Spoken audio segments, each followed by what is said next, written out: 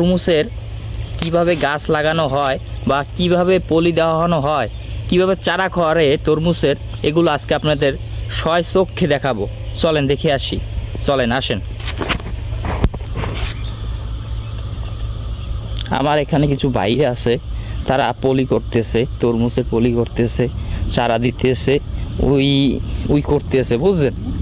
এই দেখুন কি সুন্দর গাছ লাগাইতেছে। আমি মনে হয় আপনারা এই সব দেখেন নাই, ঠিক আছে? এইগুলো হলো অন্য পদ্ধতিতে। এই দেখেন তরমুজের চারা কি সুন্দর লাগাইতেছে, এই দেখুন পলি করছে, কেউ মাটি দিতেছে, কেউ লাগাইতেছে, এই মাটি দিতেছে। এই হলো আমাদের বড় ভাই রহমান ভাই, এলাকার ডন, এখন তরমুজের ডন। তরমুজ লই এই ব্যস্ত, এখন আর ওই গণ অধিকার যাইতে পারে না, এই কারণে তরমুজ লই পড়ে রয়েছে। এই দেখেন চারা দিছে কিভাবে।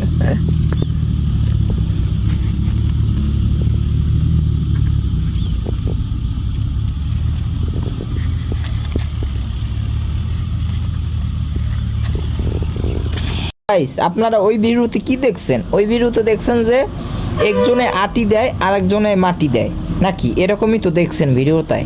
এবার আপনাদেরকে দেখাবো কি জানেন? এবার দেখাবো এই যে জমি দেখতেছেন না, এই জমিতেই আবার ওই মানে পলির সাহায্যে যে তরমুজের আটি দেশে একজনে, মাটি দেশে একজনে, ওইটি আবার ছিঁড়ে এই মাটিতে দেবে। এখন আপনাদের দেখাবো কিভাবে ওই চারার মাধ্যমেই গাছ হয়, সেগুলো আজকে আপনাদের দেখাবো। আমার পিসি ব্যাকগ্রাউন্ড দেখুন, অনেক সুন্দর। এখন আপনাদের সেখানে নিয়ে যাব যেখানে পলি লাগানো হয়েছে। চলে, এই হলো চারোদিক দিয়ে জাল দিছে। সেদিনগো দেখাইছি আপনাদের ওই দিন যে আশেপাশে জাল দিয়ে আটকে দেওয়ার কারণ হয়েছে কি জানেন? আটকে দেওয়ার কারণ হয়েছে একটাই, সেটা হলো যেমন হালিক বলে, এই হালিক বসে। এই দেখুন ভিতর, এই দেখুন ভাই কি সুন্দর গাছ হয়েছে, দেখছেন? এইগুলোরই বলে তরমুজ গাছ। এইগুলোই হলো আগাম পলি দিয়ে মনে করেন গাছটা উঠানোর পর এই গাছটাই আবার লাগিয়ে দিলে তাড়াতাড়ি তরমুজের ফলন ধরে। এটা হচ্ছে যে ভাই ঘরোয়া পদ্ধতি, বুঝছেন ভাই? যদি ভিডিওটা ভালো লাগে অন্যকে দেখার সুযোগ করে দেবেন।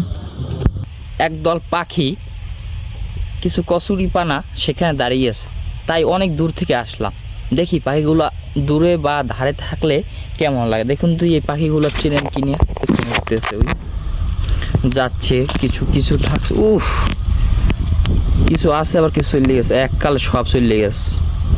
এই হলো ভাই আমাদের চরের সৌন্দর্য, গাছপালা কচুরি পানার ফুল মিলে একাকার, দেখলে এমনিতেই ভালো লাগে। দেখুন ভাই।